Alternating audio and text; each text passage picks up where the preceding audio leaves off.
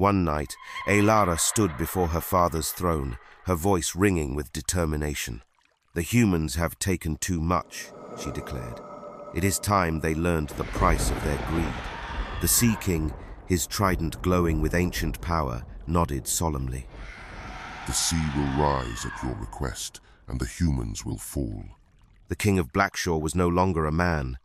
He was something caught between land and sea, something that should not exist. A cursed thing.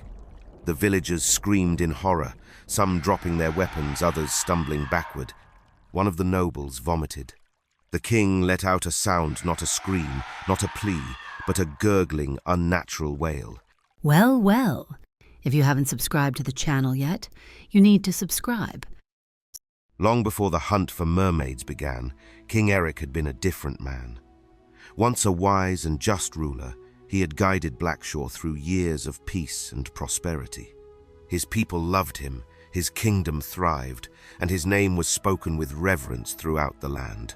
But time is a thief that spares no one. As the years wore on, the king began to feel the weight of age settle into his bones.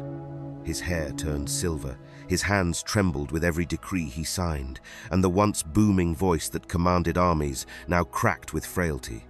The reflection that stared back at him from the palace mirror was no longer that of a ruler, it was a reminder of the inevitable end that awaited him, and death terrified him. It began as a whisper, a rumor carried by merchants who traded in distant lands. They spoke of mermaids, creatures of the sea whose flesh could turn back time and whose scales could grant eternal youth. Most dismissed these tales as the stuff of sailors' fantasies, but the king clung to them. Night after night, he pored over ancient texts and forbidden scrolls, seeking any fragment of truth hidden within myth. His council begged him to abandon his search, warning that tampering with the forces of nature could bring ruin. But their words fell on deaf ears. Then, one fateful evening, a wandering wizard arrived at the palace gates. Cloaked in tattered robes and reeking of seawater, the man claimed to have glimpsed the secret of eternal life beneath the waves. The king summoned him at once, desperate for answers. "I have heard," the wizard said, his voice low and rough as the tide against the rocks, "that you have been searching for answers to immortality." King Eric's breath hitched. "I have come," the wizard continued, "to provide the answers that you seek." The king took a step forward, his pulse quickening.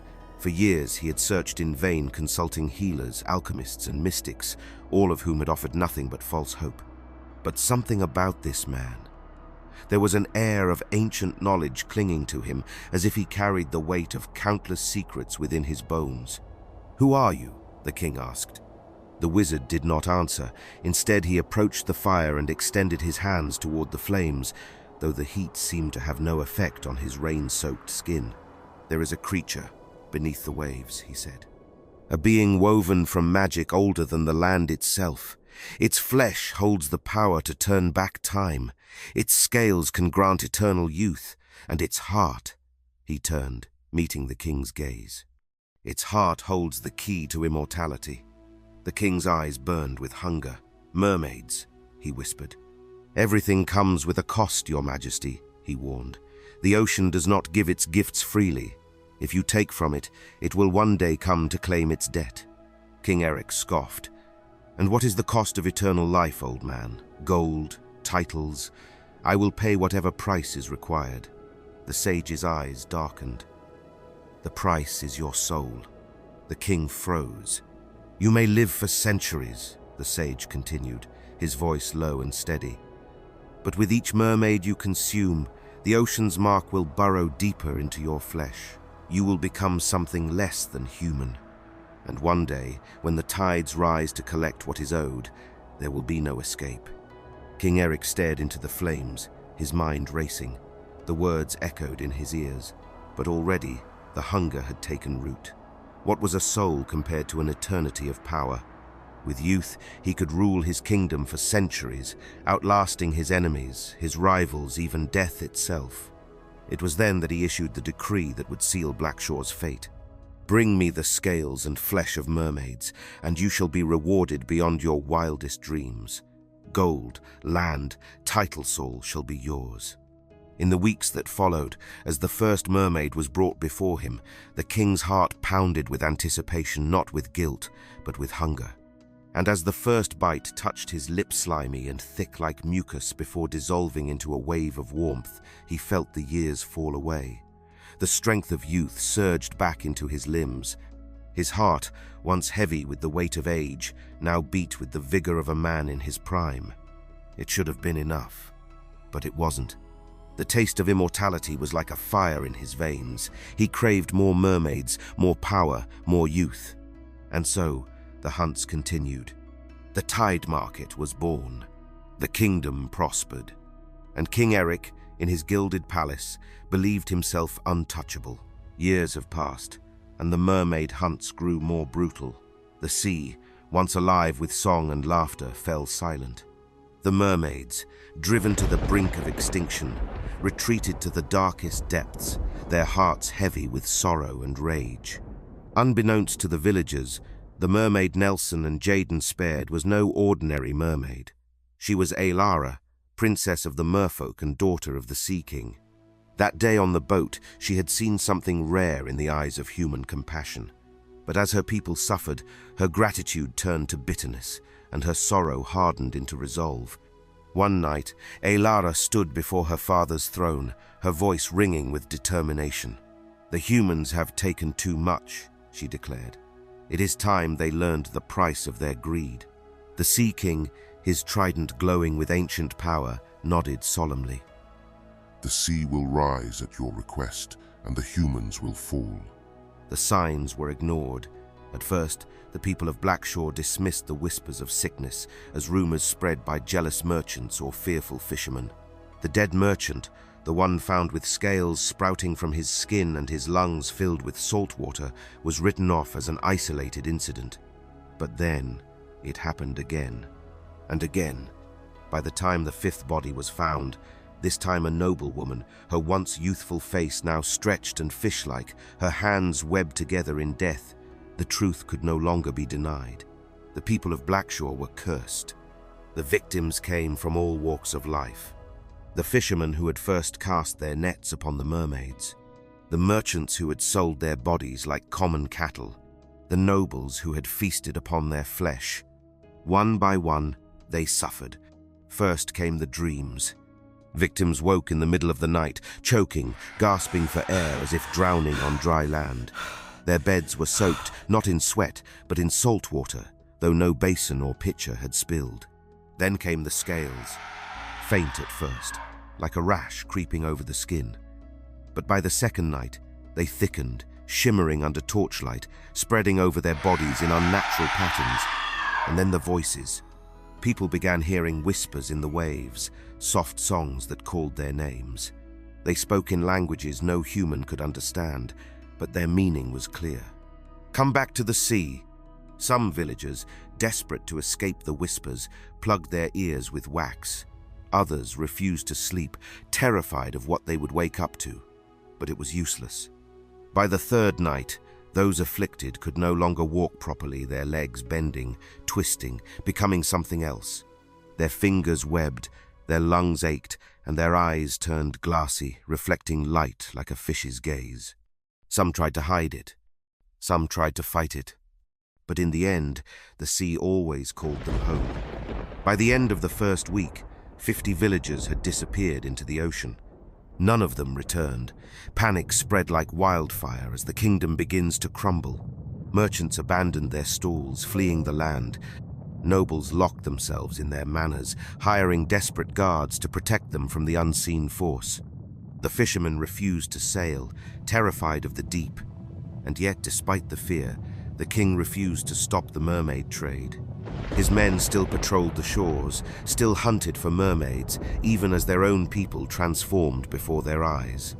King Eric sat upon his throne, unmoved, untouched by the curse.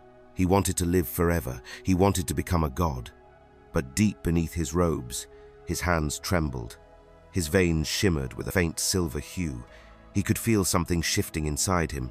The curse had not spared him. It was only waiting. What King Eric didn't know was that to gain what he truly desired, he needed the heart of a royal mermaid, not just an ordinary mermaid.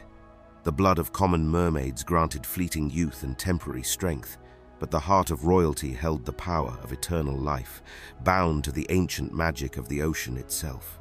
This secret had been lost to time, known only to the oldest beings beneath the waves. Yet the ocean never forgets, and it had not forgotten Aara, the princess whose fate was intertwined with both land and sea. Her heart, if taken, could make a man immortal, but claiming it would awaken forces that even gods feared. And now, as the tides began to rise, those forces stirred, ready to defend their queen at any cost. Desperate, the villagers turned to the one man who had warned them from the start, Odan, the town chief. They stormed his apothecary, their voices desperate, angry, pleading. "There must be a cure," they begged. Odan, standing in the dim candlelight of his shop, looked upon them with tired eyes. "You want a cure?" he murmured. He stepped forward, lifting his robe to reveal his own arm scales shimmering faintly under his skin. "There is none." The room fell silent. A noblewoman clutched her chest. No, you're lying. There must be a way." Odan exhaled. "There is only one way to break a curse." A pause. "Return what was taken." The words hung in the air like a death sentence. It was not enough to stop the trade. The ocean demanded justice. The mermaids had to be freed. The tide market had to be destroyed. The people had to atone. But who would dare defy the king? The people left Odan's shop troubled, but unwilling to act. Until the following night. A group of fishermen, their bodies half transformed, gathered in secret. They could feel the sea pulling them closer with each passing day. They knew it was only a matter of time before they became the very things they hunted. So, in the cover of night, they broke into the tide market, and they freed the mermaids. The cages were thrown open, the nets cut with rusted blades, and one by one, the mermaids slipped back into the sea. Some were too weak to swim, but still they disappeared into the dark waters. It was a message to the ocean, a plea for mercy, and for a brief, fleeting moment, the sea was silent. When King Eric awoke to find the tide market empty, destroyed, and his prized mermaids gone, his rage was immeasurable. He ordered the execution of every fisherman involved. Men were dragged from their homes, lined up along the docks, and beheaded at dawn. Their bodies were tossed into the ocean, but the sea did not take them. Instead, the water pushed them back onto shore, lifeless and bloated, as if rejecting the offering. The ocean wanted more. The curse was not broken. If anything, it had worsened. That night, the waters of Blackshore became still. The ocean itself seemed to breathe. The tides, once unpredictable, now moved with purpose. The wind carried whispers not of men, but of something older, deeper. And beneath the waves they gathered. Far from the cursed shores of Blackshore, in the depths of the ocean, Aara, the mermaid princess once freed by Nelson and Jaden, sat on a throne of coral and bone. She had heard the cries of her kind. She had felt the sea tremble with grief, its waters poisoned by the flesh of her slain kin. She had seen the horrors of Blackshore's greed cages, nets, butchered bodies sold like meat. Now, she would answer. She raised her arms and the sea answered. From the deep, they came merfolk of all kinds, creatures of the abyss, forgotten beings of the deep. The drowned once humans who had taken mermaid lives and were claimed by the curse, now serving the ocean in eternal agony. The deep sirens beings who could sing a man into madness, drawing ships into the abyss. The leviathan screechers larger than any vessel, their bodies covered in glowing runes, waiting for the call to rise. Aara, her silver-blue scales gleaming beneath the moonlit water, raised her trident. "Tonight," she whispered, her voice carrying through the currents, "we take back the sea." The people of Blackshore awoke to unnatural silence. The usual crash of waves against the cliffs was gone. The tide had vanished, leaving the shore stretched out in an eerie, endless expanse of wet sand. The fishermen recognized the omen. They had seen it before, in the old stories, the ocean pulling back before it swallowed everything whole. A young boy ran through the streets, his voice shrill with terror. "The sea is coming!" he screamed. Then, from the fog, the singing began. At first it was soft, delicate, almost beautiful. The sound drifted through the town like a lullaby, wrapping itself around those who had spilled the blood of mermaids. They staggered, their bodies moving without thought. The cursed ones, those who had begun their slow transformation, suddenly stopped resisting. They turned toward the sea, eyes glazed, their half-changed bodies dragging themselves toward the water. They did not scream. They did not fight. They simply obeyed. One by one, they walked into the emptiness of the exposed ocean floor. And then, the wave came. You see, the night before Aara and her army rose from the depths, King Eric stood alone in the grand hall of his palace. The air felt thick, heavy with a tension he could not name. The golden chandeliers swayed slightly, though there was no breeze. The flames in the wall sconces flickered and dimmed, as if something unseen had passed through the room. The king paced before the grand mirror, staring at his reflection. His once proud features, now restored by the mermaid's flesh, should have brought him comfort. Yet beneath his skin, a strange silver pulse flickered in his veins. His hands trembled, though not from Aegethys was something else, something wrong. Thunder rumbled in the distance. He turned sharply as the doors to the hall creaked open. A figure stood in the doorway, cloaked in tattered robes that clung to a body thin and frail, as if the ocean had drained the life from him. The air around him carried the faint scent of salt and seaweed. Odan had returned. "Who let you in?" the king demanded, though his voice cracked with something close to fear. Odan took a slow step forward, his bare feet leaving faint wet footprints on the marble floor. His face was partially hidden beneath the hood, but his eyes, pale, like water reflecting moonlight, shone with an unnatural gleam. "No one let me in," Odan replied, his voice low and echoing, as if carried from the depths of the ocean itself. "I come because the sea has sent me." The king took a step back, his pulse quickening. "What do you want?" Odan tilted his head slightly. "I warned you, King Eric. I told you the ocean does not give without taking in return. You have feasted on their flesh, torn scales from their bodies, and turned their sorrow into your kingdom's wealth." His voice deepened, reverberating through the room. Now the sea has come to collect its debt. The king's fingers curled into fists. "I have brought prosperity to this land. I have given my people gold, land, and youth. At the cost of your soul." Odan's voice cut through the air like a blade. "Did you think the ocean would not remember? Did you think the mermaid's blood would stain your hands without consequence? Tell me how to stop this," he demanded, his voice desperate. "There must be a way to break the curse, tell me, and I will reward you beyond." Odan stepped forward until he stood directly before the king. The air around him seemed to pulse with the presence of the ocean itself. "There is no reward that can buy the ocean's mercy," Odan whispered. "You cannot bribe the tide. You cannot bargain with the abyss. The only way to break the curse is to give back what was taken." The king's eyes narrowed. "Then I'll hunt every last mermaid until I have that which I seek." Odan gazed at him for a long moment, his expression unreadable. Then he lifted his hand and pointed toward the distant sea, beyond the palace walls. "Then prepare yourself, King of Blackshore," he said. "For when the tide rises, the ocean will take everything, and this time no one will be spared." The candles around the room snuffed out all at once, plunging the hall into darkness. A gust of wind swept through the chamber, carrying the faint sound of distant singing, a haunting melody that echoed from the sea itself. When the king turned back to the doorway, Odan was gone. Only a trail of faint, wet footprints remained, leading out toward the cliffs. And far beyond, across the dark waters, a faint blue glow began to shimmer beneath the waves, the first sign that Aara was coming. A wall of water, higher than the palace itself, rushed toward the shore. In its roaring depths, shadows moved, hundreds, thousands of them. The mermaids had come. The battle for Blackshore. Before the first rooftops were swallowed by the tide, the mermaids struck. The sirens climbed the cliffs, dragging screaming nobles into the sea.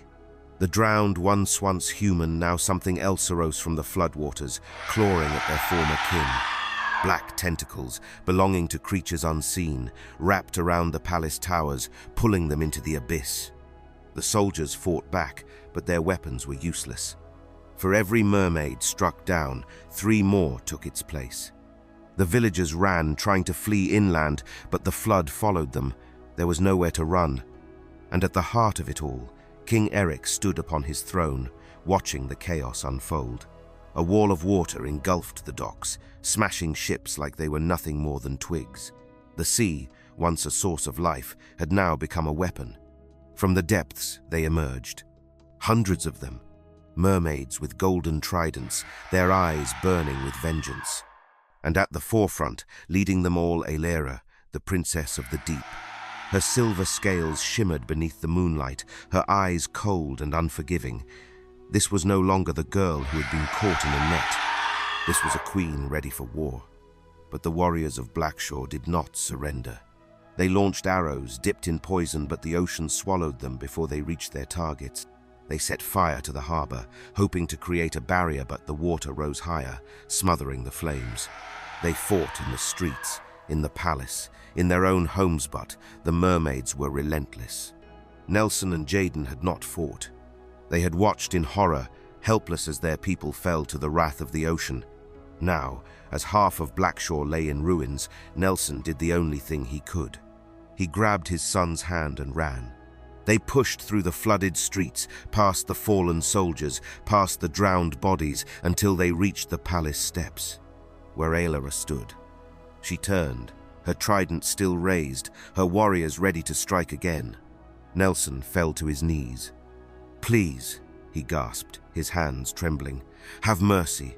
I know we have wronged your kind, but please have mercy." Jaden, still panting from the run, stepped forward. Jaden kneeling by the water's edge, his voice desperate but gentle. "I know you have every reason to hate us, to despise us. The harm we've done to your world, it's unforgivable. But I'm here, pleading, not just for myself, but for understanding, for a chance to make things right." Aara, her voice echoes the lapping waves. "Cold yet curious, your words carry the weight of the ocean, yet how can they mend the ripples your kind has cast upon my kin?" Jaden's eyes meet hers, earnest and pleading. "I don't ask for forgiveness, only a chance to begin anew. Let us learn, let us help heal the wounds we've inflicted. Not every human is blind to the beauty and the balance of your world." Aara pauses, her gaze intense, evaluating his sincerity. And what of the others? Your plea is but a drop in the vastness that is human greed. "Please," he repeated, "we spared you once." For the first time, Aara hesitated. Her mind flashed back to the cold ropes, the net pulling against her scales, the terror in her heart. And then Nelson's hands, gentle, careful, setting her free. He had spared her life. Aara's grip on her trident tightened, then loosened. She turned to her warriors, her voice clear and sharp. "Stop." The mermaids paused. The ocean held its breath. "We have taken enough for today," Aara said, her voice echoing over the ruins of Blackshore. "But not all of them are our enemies." She lowered her trident. Her warriors exchanged glances, but no one questioned her. With one final glance at the ruined city, the mermaids turned. The drowned ones sank beneath the waves. The sirens vanished into the mist. The leviathans disappeared into the deep. And as the tide began to recede, Aara turned once more to Nelson. "The ocean never forgets," she said. "We still have an unfinished business." Then, with one last flick of her tail, she vanished beneath the waves. The storm raged outside the palace walls, the ocean's fury crashing against the cliffs in deafening roars. The fog that had swallowed Blackshore was unnatural, thick and suffocating, curling through the streets like grasping fingers. The villagers, once greedy, desperate men and women, now huddled together in relief. They had chased immortality, hunted the mermaids for wealth and youth, but now the ocean hunted them. The villagers recoiled in horror. "The king brought this upon us," they cried. A frenzy spread through the village, panic consuming the people like a wildfire. They had once worshipped the king, believing in his promise of gold and youth, but now they saw his action was brought upon them. A man who had doomed them all. A mob gathered outside the palace gates, their torches flickering in the storm, their voices rising above the crashing waves.